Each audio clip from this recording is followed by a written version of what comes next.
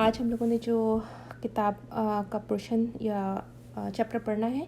یہ ہے نامہ اعمال اور حساب۔ اس میں جو آتھر ہیں وہ بتاتی ہیں کہ نامہ اعمال اصل میں کیا چیز ہے۔ وہ کہتی ہیں کہ قرآن اور حدیث کی روح سے اگر ہم دیکھتے ہیں تو ہمیں پتہ چلتا ہے کہ انسان نے زندگی میں جتنے بھی عمل کیے ہوں گے اچھے یا برے، ان سب کا ریکارڈ ساتھ ساتھ تیار ہوتا جاتا ہے اور حشر کے دن وہ انسانوں کے حوالے کیا جائے گا تاکہ وہ خود دیکھ لے کہ وہ دنیا سے کیا لے کر آیا ہے۔ اس ریکارڈ کو نامہ اعمال کہا جاتا ہے اور یہ قیامت کے دن انسان کے ہاتھوں میں دیا جائے گا، ادھر داہنے ہاتھ میں یا بائیں ہاتھ میں۔ اور قرآن مجید اس کے بارے میں بتاتا ہے اس میں کہ ہر انسان کے پاس یہ جو ریکارڈ کرنے کے لیے یا اس کا نامہ اعمال لکھنے کے لیے دو فرشتے متعین ہیں جن کو کرامن کاتبین کہتے ہیں، یعنی بزرگ لکھنے والے۔ اور یہ ہر انسان کے ہر ایکٹ جو بھی ہم کر رہے ہیں، چاہے وہ اچھا ہے چاہے وہ برا ہے، چاہے وہ چھوٹا ہے چاہے وہ بڑا ہے، ہر چیز جو ہے وہ ہمارے ریکارڈ میں درج ہو رہی ہے۔ اور مجھے لگتا ہے کہ آج کے جسے میں اس کو پڑھ رہی تھی تو مجھے لگ رہا تھا کہ اس زمانے میں تو شاید ان لوگوں کے لیے اتنا آسان نہیں تھا اس بات کو سمجھنا کہ ہماری نیکیاں کیسے لکھی جا رہی ہیں اور کیسے وہ قیامت کے دن دکھائی جائیں گی۔ لیکن آج ہماری سائنس نے اور ہمارے ٹائم نے اتنی ٹیکنالوجی نے ایڈوانس ہو گئی ہے کہ ہم جو آج ویڈیو کیمراز سے جو ویڈیو ریکارڈ کرتے ہیں تو ہم دیکھتے ہیں کہ ہمارا جو ایکشن ہے یا اس ٹائم پر جو ویڈیو ریکارڈ ہوئی ہے وہ نہ تو کوئی لفظ اس میں سے کوئی کمی ہوتی ہے نہ کوئی ایکشن کم ہوتا ہے۔ آن ٹاپ آف دیٹ میں اس کو دیکھ رہی تھی کہ خاص طور پہ مینشن کیا گیا کہ دو لکھنے والے ہیں جو لکھ رہے ہیں، تو اس کو میں ایسی جب پڑھ رہی تھی تو میرے دماغ میں صرف اتنا خیال آیا تھا کہ جیسے ہم بار بار ہر چیز میں پڑھتے ہیں نا کہ ہر چیز کے دو رخ ہوتے ہیں، ایک اچھا رخ ہوتا ہے ایک برا رخ ہوتا ہے، ہمیں دونوں اس کے رخ دیکھنے چاہیے، یا تصویر کے دو پہلو ہوتے ہیں، یا ہر چیز کے ہمیں دو پہلو یا دو ڈفرینٹ ڈائریکشنز بتائی گئی ہیں۔ اس کا مطلب یہ نہیں کہ کسی بھی چیز کے صرف دو ہی پہلو ہوتے ہیں، اس کا مطلب یہ ہے کہ ہر اینگل جس سے ہم دیکھ رہے ہوتے ہیں نا، ہم ایک ڈفرینٹ ویو دیکھ رہے ہوتے ہیں۔ اور اس کو آپ یوں سمجھیے کہ ہم جب کوئی گیم دیکھ رہے ہوتے ہیں، جیسے مجھے یاد ہے جب مجھے کرکٹ کا بہت شوق تھا اور ایک زمانے میں بہت اس کو شوق سے دیکھا کرتی تھی، تو جو اس کا ری پلے ہوتا تھا تو ری پلے جو ہے وہ کتنے ڈفرینٹ اینگلز میں دکھایا جاتا تھا کہ کیچ جو ہے وہ کس طرح سے کیچ ہوا تھا، اور وہ جب ڈفرینٹ اینگل سے دکھایا جاتا ہے تو ایک تو اس کی خوبصورتی میں اضافہ ہو جاتا ہے، اور دوسرا یہ کہ اگر وہ ایک اینگل سے صحیح طریقے سے نہیں بھی نظر آیا تو دوسرے سے وہ واضح ہو جاتا ہے۔ تو پیاری پیاری بہنوں کی جو ہمارے اللہ تعالیٰ نے بتایا نا کہ دو فرشتے ریکارڈ کر رہے ہیں، تو اس کو اسی طرح سمجھیے کہ ہمارے اوپر وہ کیمراز لگے ہوئے ہیں جو مستقل ہماری ایک ایک حرکت کو ہر اینگل سے ریکارڈ کر رہے ہیں، اور کوئی بھی ایکشن چاہے وہ چھوٹا ہے چاہے وہ بڑا ہے، چاہے وہ نیک ہے چاہے وہ بد ہے، وہ اس سے بچ کر نہیں نکل سکے گا۔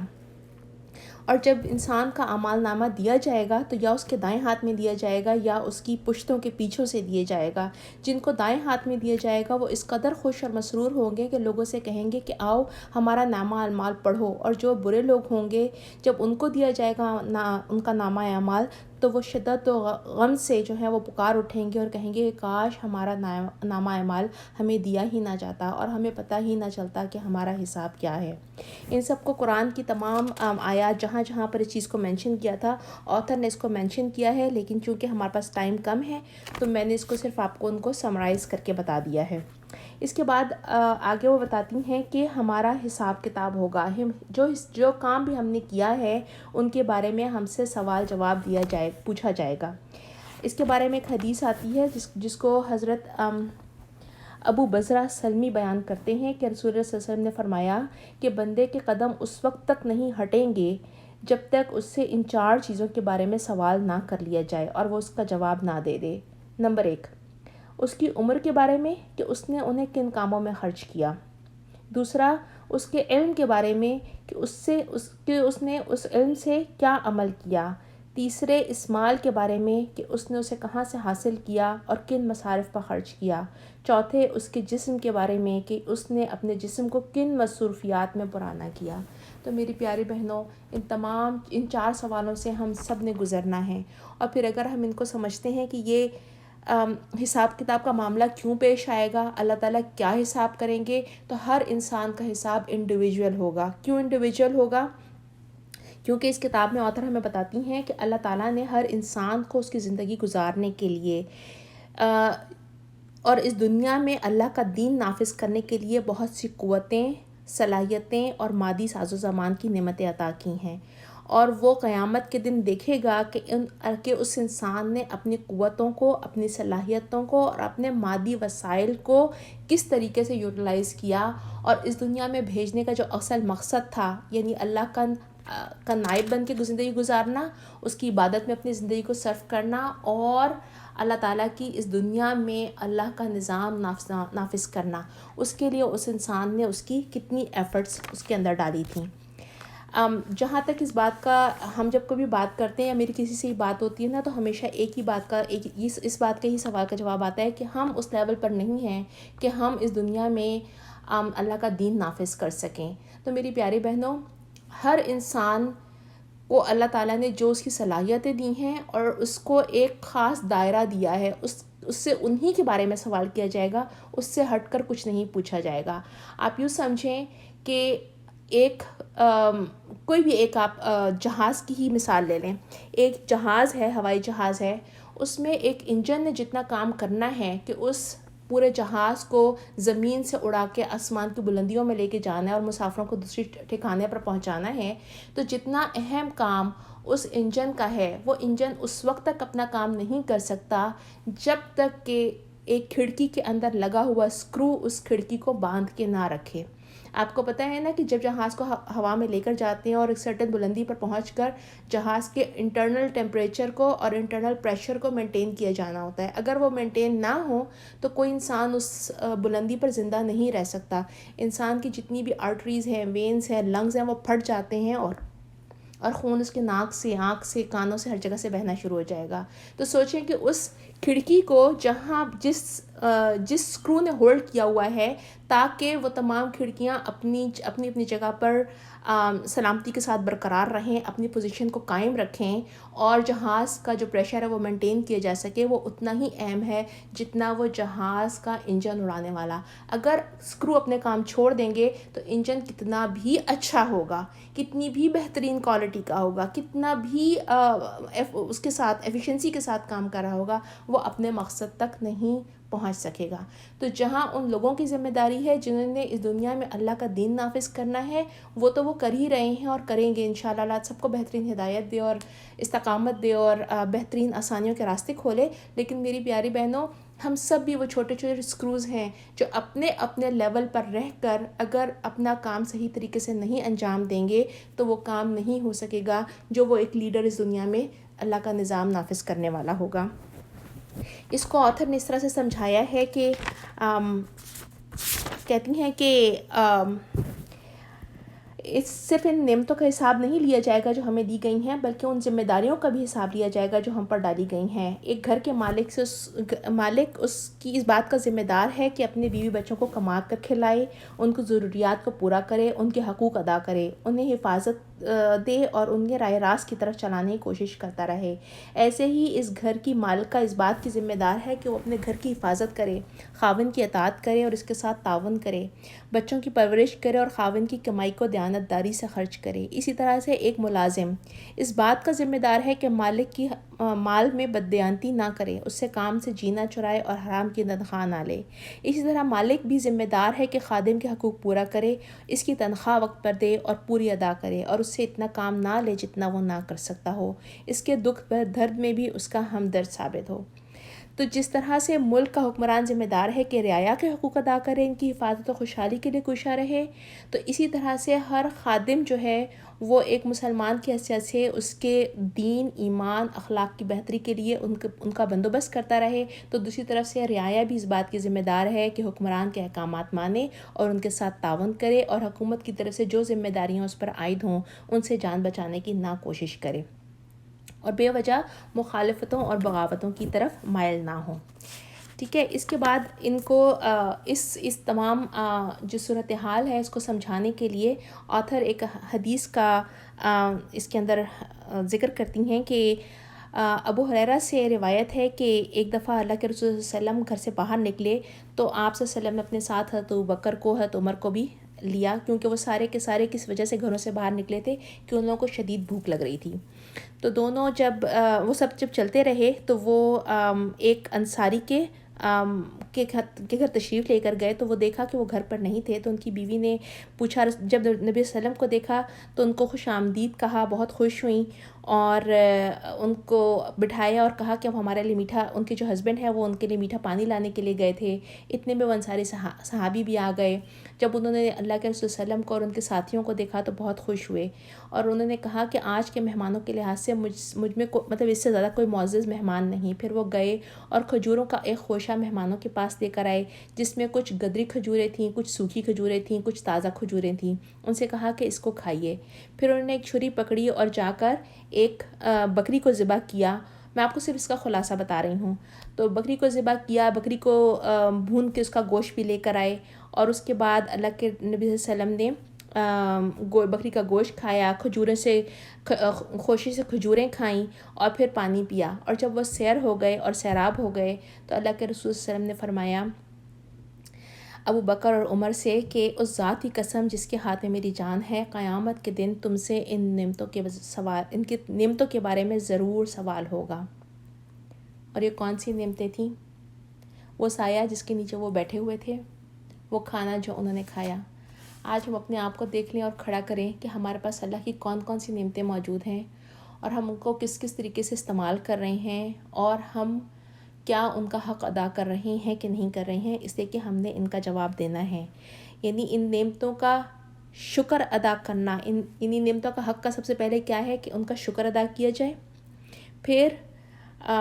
منہ سے بھی شکر ادا کریں، اپنے دل کے اندر بھی اس کا شکر ہو، پھر ان نعمتوں میں اپنے بہن بھائیوں کو شریک کیا جائے جن کو وہ عطا نہیں ہوئی ہیں۔ یعنی اگر دولت کسی کے ہمارے پاس ہے اور کوئی غریب ہے تو ان کے ساتھ شیئر کیا جائے، غریبوں کو مدد کی جائے، صحت ہے تو بیماروں کی تیمارداری کی جائے، اور جو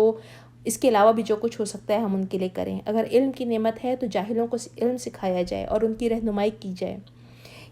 تیسری یہ کہ ان نعمتوں کو ایسے کاموں پر صرف نہ کیا جائے جو نعمتیں عطا کرنے والے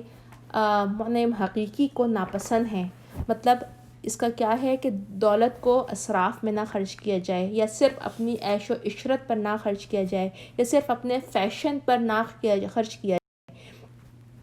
بلکہ اپنی اس جان کو یا صحت کو ہم فضول میں نہ صرف کریں، بلکہ ان چیزوں میں صرف کریں جس میں اللہ تعالیٰ کا حکم ہے، جس سے اللہ تعالیٰ خوش ہوتے ہیں۔ کیونکہ ہم اس کو جب پڑھتے ہیں، اسی میں ہی جو آخری بات میں آپ کے ساتھ ایک شیئر کروں گی اور اس کے بعد اپنے پروگرام کو ختم کروں گی، کہ جیسے ہمیں پچھلی پروگرام میں سسٹر مہوش نے بہت خوبصورت طریقے سے بتایا کہ جس طرح سے حضرت نوح علیہ السلام اپنے بیٹے کے لیے کوئی کچھ نہیں کر سکے تھے، اس پروگرام میں آج ہم نے سیکھا کہ حضرت لوط علیہ السلام اپنی بیوی کے لیے کچھ نہیں کر سکے، وہ پیچھے رہ جانے والوں میں سے تھیں۔ تو اسی طرح سے ہم حساب کتاب کا جب معاملہ آتا ہے، جب اللہ کے پاس جانے کے بعد ہمارا اعمال نامہ پیش ہونا ہے، تو اس وقت اللہ کے نبی صلی اللہ علیہ وسلم نے اپنے گھر والوں سے کہا تھا، کیا کہا تھا کہ اے بنو عبد مناف، اے بنو عبد مطلب، اپنی جانوں کو اللہ کے عذاب سے بچاؤ۔ پھر اس کے بعد انہوں نے اے زبیر بنت عوام کی والدہ، ان کی اللہ کے رسول کی پھوپھی تھیں صفیہ بنت عبد المطلب، انہوں نے کہا کہ ان سے مخاطب کر کے، اور پھر اپنی بیٹی فاطمہ کو مخاطب کر کے فرمایا کہ اپنی جانوں کو اللہ کے عذاب سے بچاؤ، تم میرے مال سے جو چاہو مانگ لو، مگر میں تمہیں اللہ کے عذاب سے بچانے کا کوئی اختیار نہیں رکھتا۔ یہ وہ ٹائم ہوگا جس میں ایکسکیوز می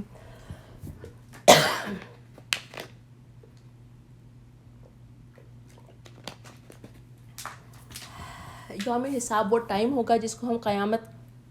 کے منظر میں، اور اللہ تعالیٰ نے جو صورتیں نازل کی ہیں، خاص طور پہ عبس و تولی والی سورہ ہے، اس میں بھی ہم پڑھیں تو ہم دیکھتے ہیں کہ یہ وہ دن ہوگا جو اتنا نفسا نفسی کا عالم ہوگا کہ کوئی ماں اپنی اولاد کو کوئی اولاد اپنے والدین کو، بہن بھائی ایک دوسرے سے ہٹیں گے، بیوی اور شوہر ایک دوسرے سے بچنے کی کوشش کریں گے، کیونکہ یہ حساب کتاب کا دن بہت مشکل دن ہے اور کوئی کسی کو نہیں بچا سکے گا۔ ہر کسی کو اپنی اپنی جانوں کا خوف ہوگا اور ہر کوئی چاہے گا کہ اس دن وہ اس اللہ کے عذاب سے بچ جائے اور اس کا آسان حساب کتاب ہو جائے، اس کا حساب کتاب میں وہ صحیح طریقے سے آگے فارغ ہو کر نکل جائے۔ اللہ تعالیٰ ہم سب سے آسان حساب کتاب فرمائیں۔ تو کہنے کا مقصد صرف یہ تھا کہ جیسے پہلے ہماری سسٹر مہوش نے مینشن کیا تھا، آج سسٹر صدف نے مینشن کیا تھا، اور یہ حدیث بھی ہم کو اتنے واضح طریقے سے ایک بات کو بتا دیتی ہے جو کہ مجھے لگتا ہے کہ ہمارے لیے آئی اوپنر ہے. بہت اچھے طریقے سے ہم اس بات کو سمجھ جائیں کہ ہم لوگوں نے آج جن چیزوں کو سمجھ لیا ہے کہ ہم اللہ کے نبی کی امتی ہیں اور قیامت کے دن اللہ کے نبی اپنے امتیوں کو چھڑا لیں گے اس عذاب سے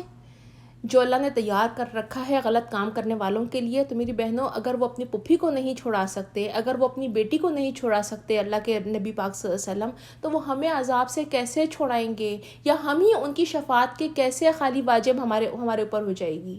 ہم امتی ہیں، ہم گناہ گار ہیں، لیکن کیا ہم اس عذاب میں گرنے کے لیے تیار ہیں جو اللہ نے تیار کر کے رکھی ہوئی ہے جہنم؟ کہ ہم اس بات کے لیے تیار ہیں کہ ہم پہلے اس آگ میں بھونے جائیں اور پھر اللہ کی توفیق کے ساتھ جب اللہ کی اجازت ملے اور اللہ اس اجازت کو ایکسیپٹ کرے اور پھر اللہ کے نبی کی امتیوں کو اس جہنم میں سے نکالا جائے؟ یہ لمحہ فکریہ ہے ہم سب کے لیے. کیونکہ ہم سب نے اللہ تعالیٰ کے سامنے کھڑے ہونا ہے اور اس کی جواب دہی کا احساس جب تک ہمیں نہیں ہوگا ہم اپنے اعمال کی درستگی نہیں کر سکتے ہیں.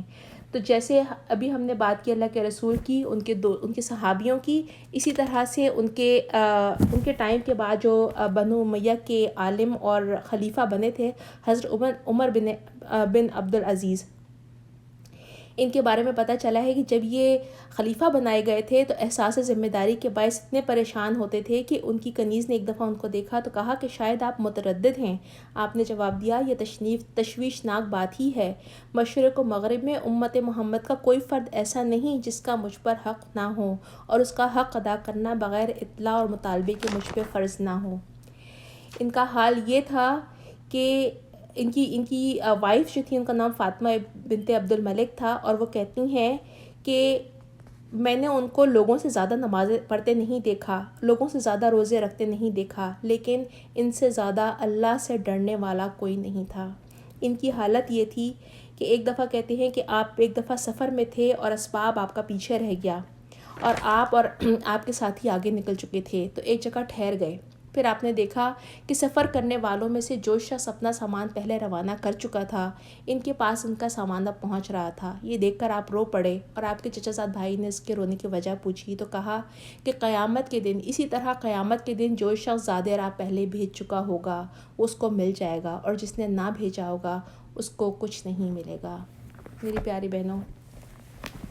اللہ تعالیٰ ہم سب کو بہترین توفیق دے. آج جو کچھ ہم نے سنا ہے، جو کچھ سمجھا ہے، اس پر بھی عمل کرنے کی اور اس کتاب کو پڑھنے کی اور اس پر عمل کرنے کی، کہ ہم بھی ان لوگوں میں شامل ہو جائیں جو اپنا زیادہ راہ اپنے جانے سے پہلے وہاں جمع کرا چکے ہوئے ہوں. اللہ ہم سب سے آسان حساب کتاب. سبحانک اللہم و بحمدک نشہد ان لا الہ الا انت نستغفرک و نتوب الیک. السلام علیکم و رحمۃ اللہ وبرکاتہ.